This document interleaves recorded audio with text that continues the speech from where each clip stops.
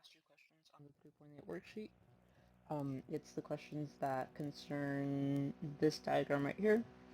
Overall, I think it's a very fun problem, very interesting problem, and I also think it serves like a great review to forces overall, as far as you've covered them right now. So, before we get started, I just want to suggest a couple of things. The first one is that you watch this video a couple of times. Maybe the first time you'll just kind of listen, kind of watch, and get a feel for what we're doing. And then the next time around, maybe you can take some notes. Maybe you can stop every once in a while to try to work them out by yourself. But ultimately, I do think that if and when you have the time, you should try to solve these problems by yourself, without your notes, without the video, without any help whatsoever, just so that you can make sure that you're really grasping the concepts and the principles that we're going to be dealing with in this problem. And then afterwards, when you're done, you can check your process and you can check your answers with this video. But yes, we're going to go ahead and get started. So the approach that we're going to be taking is, first we're going to look at this diagram by itself. We're going to see how much information we can get from it. We need to make sure that we understand everything that's going on. Once we feel like we've dissected it well enough, we can go on and look at the questions. So yeah, let's go ahead and do that. So the first thing we know is that I have this box with a mass of m, and so right here, pretty much pretend that they're giving you a number in kilograms, right? And that's m. So 5 kilograms, 10 kilograms, 2 kilograms, you've seen this before. And something else that's important to note here is that this problem is in variables, right? Maybe the first times that you do these types of problems, you can fill in some numbers just to make sure that you know how to manipulate, the equations and the numbers to get the right answer. But ultimately, I do think that you should try to understand this entirely in the basis of variables, because the AP exam does ask you to be able to do that. So yeah, right now we're only going to be dealing with variables. But yes. Okay, let's move on. So, like I said, we have this box with a mass of m, and this box is being pulled in this direction with a magnitude of f. So let's just go ahead and remember, force is a vector, it has direction, and it has a magnitude. Magnitude meaning the number, right? 10 newtons, 15 newtons, all that good stuff. So not only is this box being pulled by this force of magnitude f, it's also on the surface, right? And this surface is not ice, it's not a frictionless surface. It actually poses friction. So that's something else that they're going to ask us to deal with. So now I'm going to go ahead and write down the equations that we usually use in these types of problems. The first one is net force equals ma. Now there's something that I really like to say, that's if you learn one single thing from AP Physics, let it be Ms. Garcia's graduation cap. May the F equals ma be with you, force equals mass times acceleration. The second one, because they're asking us to take friction into consideration, we're also going to write down the equation for the force of friction. So the force of friction equals mu, which is a constant, times the normal force. Yeah, so I'm going to be using capital F with a subscript little f as a force of friction, and I'm going to be using a capital F with a subscript of capital N as your normal force. So now that we're talking about forces, let's go ahead and maybe take into consideration all of the different things that are acting on this box.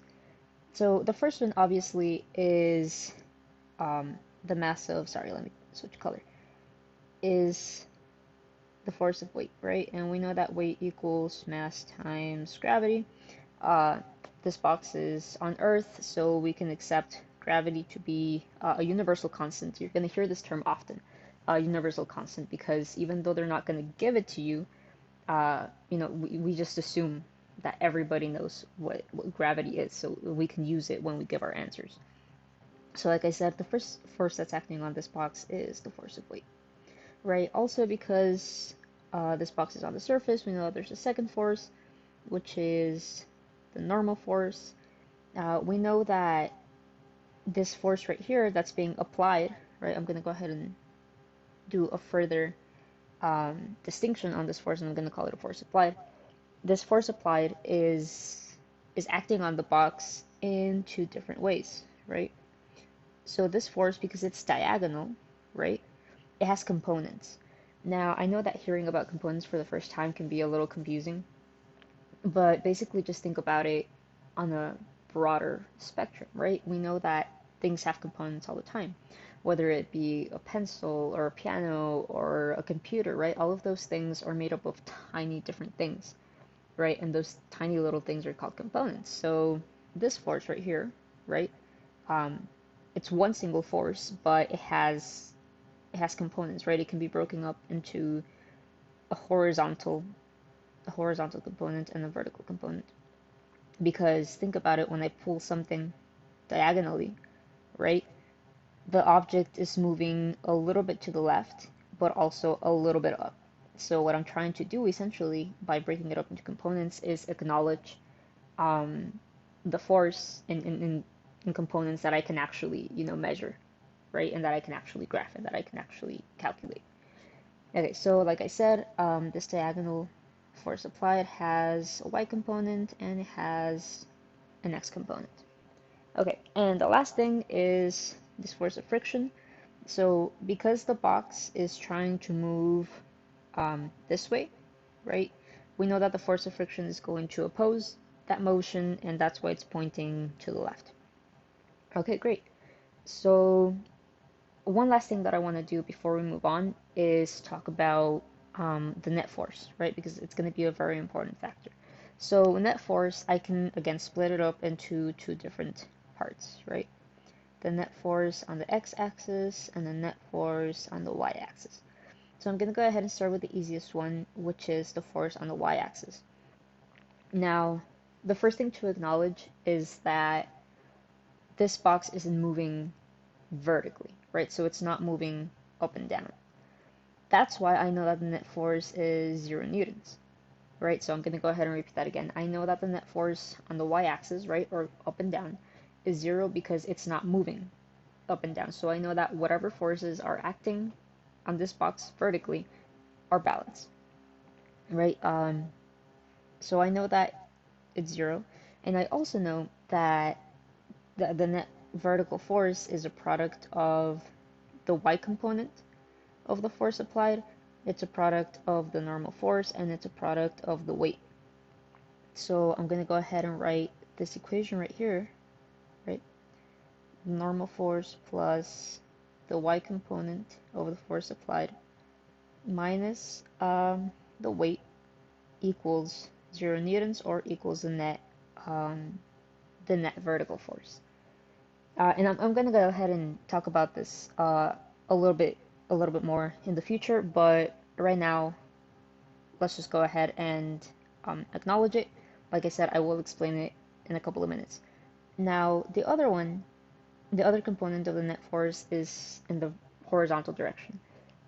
Now, I know that the net force in the horizontal direction can't be 0 because it's moving, right? So whatever is acting on this box horizontally, um, it's not balanced. And so now what I'm going to go ahead and do is acknowledge all of the forces that are acting on this box horizontally, right? So side to side. So I know that first of all we have the x component of the force applied, right? It's trying to go a certain way, and what's opposing it is the force of friction. Now, one of the questions that you might be tempted to ask is, well, how do I decide, when I'm writing these equations, how do I decide if I use a minus sign or a plus sign? Well, like I said, I will be going into this a little bit more in depth in a couple of minutes, but for now, I'm just going to tell you that it has to do with direction, right? So really, which one you call positive and which one you call negative doesn't really matter as long as you know how to call them relative to each other. So for example, I've chosen this to be the positive side and I've chosen this to be the negative side. Oh, sorry. I've chosen this to be the negative side. And so by that same token, right, I've decided that the x component of the force applied is going to the right, and uh, the force of friction is going to the opposite side, so that's why I'm subtracting it. So if you notice right here, now I'm going to move on to green, just so we don't get confused. Now in this equation in the bottom, right, I'm adding the normal force and the y component, because we're both going in the same direction, right? I'm going to call this positive, and I'm subtracting the weight because I'm going in the opposite direction. So if this is positive, like I said, by that same token, I have to call this negative. Okay, so I think I've pretty much explored everything that I can from this diagram. So now what I'm going to go ahead and do is kind of isolate this diagram right here so I can go ahead and move it to a cleaner place, and then we can go ahead and move on with the actual questions. Yeah, so just please hold for a couple of minutes while I move this someplace else. Great. Okay, so this is the diagram that we're going to be needing. Let me go ahead and check what the first question is. Okay, so the first question is asking us about acceleration. All right, we're looking for the acceleration. Now, one of the first things, and this is going back to the guess method, one of the first things that you need to acknowledge is how much we know and what I'm looking for, and by the same, consequentially, what I can use to get to where I want to be. So, first of all, I know that I have an equation, right, that applies to this diagram that has um, the variable that I need, right? So now the only thing that I have to worry about is having the other two. Good. So I know that the mass, right, I already have it. I know that this box has a mass of m, so I'm not going to worry about it. What I am going to worry about is the net force. So like I told you a couple of minutes ago, I know that the net force has an x component and it has a y component, right? So like I said, the x component, sorry, the y component, I'm not going to worry too much about for now because it's 0, right? So the net force in total, if I acknowledge the x component of the net force, this is 0, so it doesn't really alter, it doesn't really change, or it doesn't really contribute to the net force of the object. So like I said, what I am going to worry about is the net force of the box in the x direction. So like I said, I have the x component of the force applied minus the force of friction. Good. So now, technically, right, this is the correct answer for what the net force is. The reason why I can't use it, right, as why I can't use it as an answer is for the simple reason that I'm not using strictly variables that they gave me. So what does that mean, right? So I know that force of friction, right, they already gave me, right? So it's okay if I use it. But the x component of force, right, it's not in the original diagram. They didn't give it to me. They didn't like directly or explicitly tell me about it. So I can't use it. What I can do is solve for this x component in terms of variables that they have given me. So what I'm going to go ahead and do is clean up this section right here, and then we can go ahead and work on that. Great. Okay, so like I said, they've given me the force of friction, so now the only thing I have to worry about breaking down is this x component. So I'm going to go ahead and bring your attention to this right triangle here, right? So if you notice, this right triangle is identical to the triangle that the force applied makes with the horizontal, right? So I know that overall all right triangles have a hypotenuse, right? And if this is the angle, this is the side opposite to the angle, right? Because it's directly across from it, and this is the adjacent side, right? Adjacent in general means that it's next to it or that it's stuck to it. So this adjacent side right here is right next to the angle, so that's why we call it adjacent. Now, I'm going to translate it directly into the context of our problem, right? And I know that this is a hypotenuse, but it's also called force, right? It's the force applied, it's the variable that they gave me. I know that this is the y component, right, of that force, which is also called the opposite. and this is the x component of the force, which is also called the adjacent. So I'm going to go ahead and redraw this angle. Um, so yeah, now I know that what I'm looking for is this x component right here, right? So let's go ahead and write down our trigonometry identities. So, okay. So the first thing that I have to worry about is picking one that has the side that I need, right? So I know that I'm looking for the x component, also known as the adjacent. So if it doesn't have the adjacent, I don't even consider it, right? So for example, sine, it doesn't have an a in it, so I don't want it. Now another thing is that I need to make sure that I'm using this hypotenuse. Why? Because it's the original variable that they gave me in the problem. So again, I need to make sure that there's an h involved. Tangent doesn't have that h, so I can't use it. So that leaves us with cosine. So now CAH, or Ka, is basically a way in which we remember that cosine theta equals adjacent over hypotenuse. Now what I'm going to do is, well, first of all, I'm going to move a tiny bit over here just so that we can solve for this triangle, and then I'll move back. So yeah, I know that I'm solving again for this adjacent, which is the x component of the force. So I'm going to solve for it by multiplying times an h, right, or the hypotenuse. So this becomes h cosine theta equals adjacent. Good. So now we have our equation, sorry. The only thing that I have to do now is plug in terms of the variables that they gave me. So the hypotenuse we said was f, right? Cosine is, like I said, an identity, so it doesn't need to be in terms of variables. It's a universally accepted thing. Theta, they did give it to us in the diagram, equals, and then adjacent we said was the x component. So now looking back to our original equation, right? This right here is equal to this right here. So now I can go ahead and plug in, right? Again, because it's in terms of variables that they gave me. So let's go ahead and do that. So I said that net force on the x direction was equal to the x component minus the force of friction. Good. So now let's go ahead and plug in what we know, which is that the x component, or f cosine theta, minus the force of friction equals net force. Now, you might be tempted to call this your final answer, but it's not, and I'm going to tell you why. So, if you remember, originally they asked me for acceleration, right?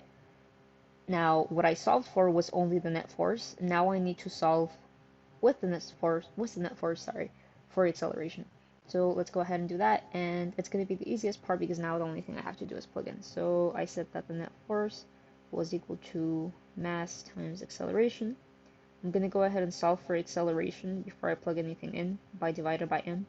So now I know that the net force over m is equal to acceleration. So now I'm going to plug in this stuff right here. So the net force, which is also f cosine theta minus the force of friction over m equals a. And now that's my answer.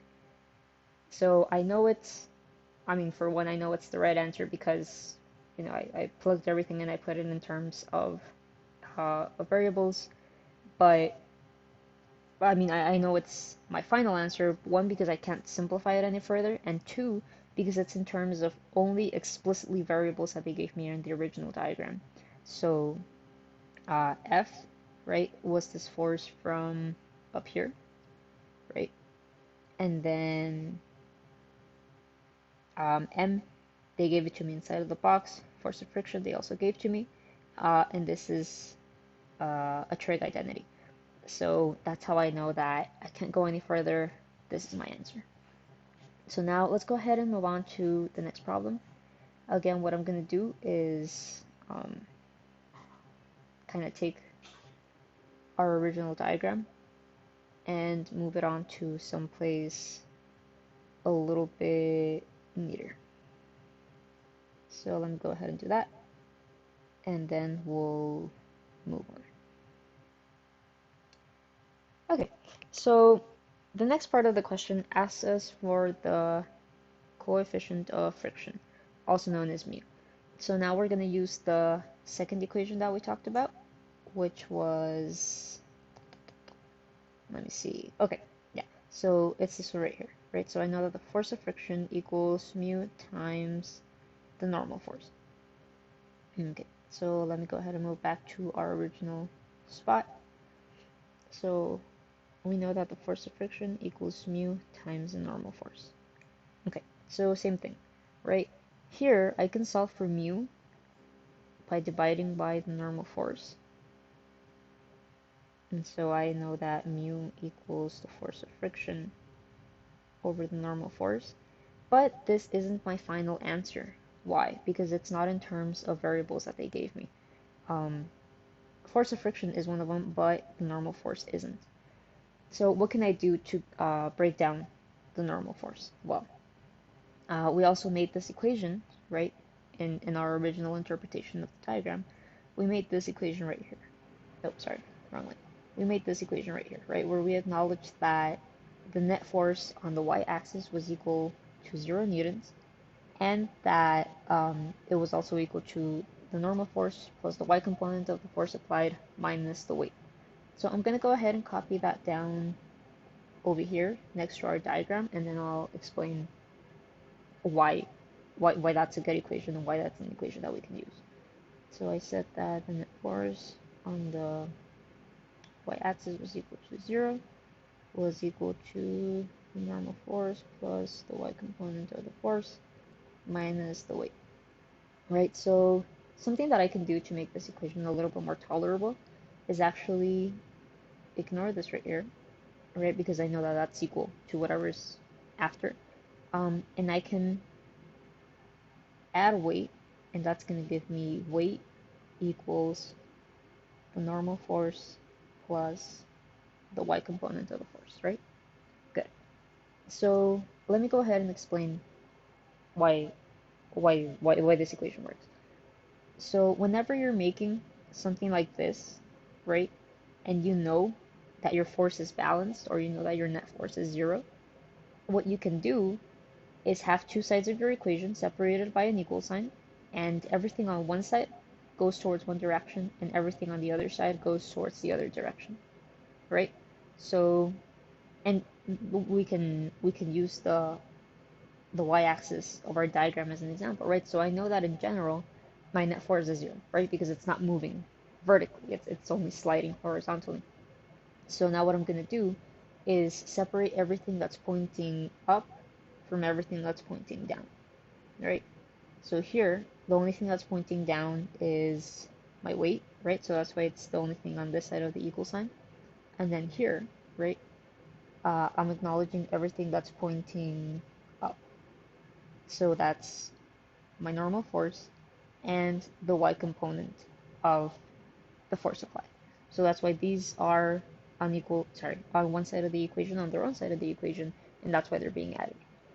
Okay, so now what I'm going to go ahead and do is clean things up just a little bit so that we can um, move on.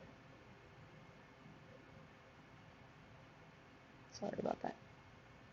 Okay, so our next step, like I said, would be to make sure that this normal force is in terms of variables that they've given me. So in order to do that, I'm gonna use this equation right here. So weight is an easy one to break down, right? They gave me mass, and gravity is a universally accepted constant. Now, normal force is what I'm looking for, right? And this Fy, I can break down into something further. Now, how can I do that? Well, we know that the y component of the force applied is part of this right triangle, right, where the hypotenuse is the force applied, the side opposite is the y component, and the side adjacent is the x component. I'm going to go ahead and write my trig identities again. And now what I'm looking for is this one right here, right? So if you remember correctly, sorry if I remember correctly, this is called the hypotenuse, this is the adjacent side, and this is the opposite. So I know that I'm looking for something that will have the opposite included. So automatically I can get rid of cosine. Now, again, I want to make sure that this variable is involved because they gave it to me, right? And I want to make sure that I'm using it. So because tangent doesn't have the hypotenuse, I'm getting rid of it. I know I'm using sine.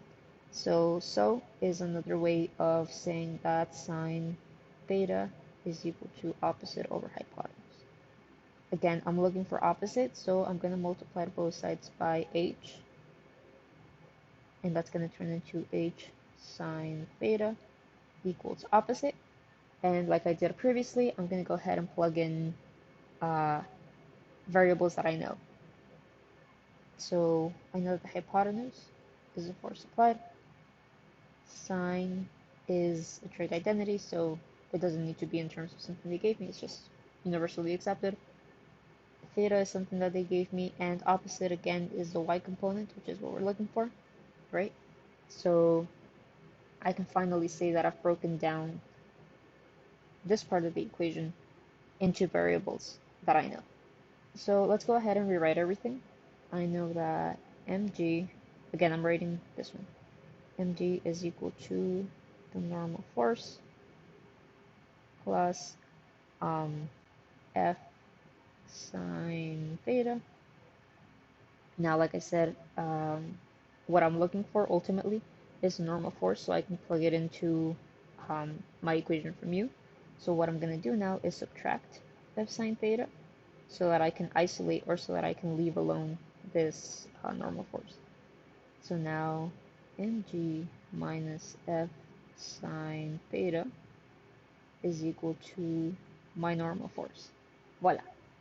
So just to clarify, this may look like it's my final answer, but it isn't. Why? Because what they asked me for was mu. The reason why I'm working with this right now is because I needed to plug into the equation for my final answer. So that's exactly what we're going to do now. I'm going to clean up this portion right here. Good. Okay. So I know now that mu equals the force of friction over the normal force, or mg minus sine theta. Okay, so is this my final answer? Yes, absolutely. Why? Because these are variables that they gave me. Why? They gave me the force of friction, they gave me m, which is here, g is a universally accepted constant, and sine theta is, well, sine is a trig identity, and theta, they gave it to me in the original diagram. So yes, that is my final answer for mu. If you still have any questions, there are a couple of resources that you can go to. There's always Khan Academy. Sorry, did I pronounce it correctly? Yes, Khan Academy. They have a lot of practice problems, and the cool thing about them is that like they'll give you the problem, you type in the answer, and if you get it wrong, they'll show you the steps. So that's always good fun, and it's also a lot of help. There's also, I mean, a myriad of videos on YouTube that you can watch. Different people take different approaches. The magical thing about physics is that there's many, many, many, many, many ways of solving a single problem. So yeah, the one that I've showed you is just one of them. So like I said, you can go on YouTube and just see how other people solve it. If you think that this is a little too confusing. The last thing I want to do before I end this video is just kind of review what we did. Just should I make sure that we're all on the same page. Okay. So actually, let me find a cleaner spot. Good. Okay. So the first thing we did was analyze our diagram. And the diagram was this one. Right? So we knew we had a box with a mass of M that was on the surface, and it was being pulled diagonally with a force of magnitude F, and the force of friction was a force that existed, right? It was a force that we had to acknowledge.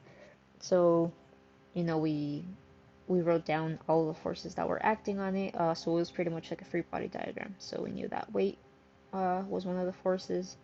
We knew that the normal force was one of the forces, and of course, I just want to point out that it's perpendicular to the surface.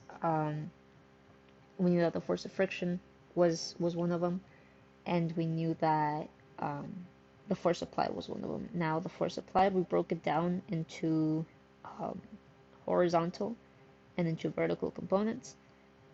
So we knew that the box was sliding this way because of the force applied, so the force of friction opposed that motion by pointing to the left. And then what we did was write down our equations, right? Sorry.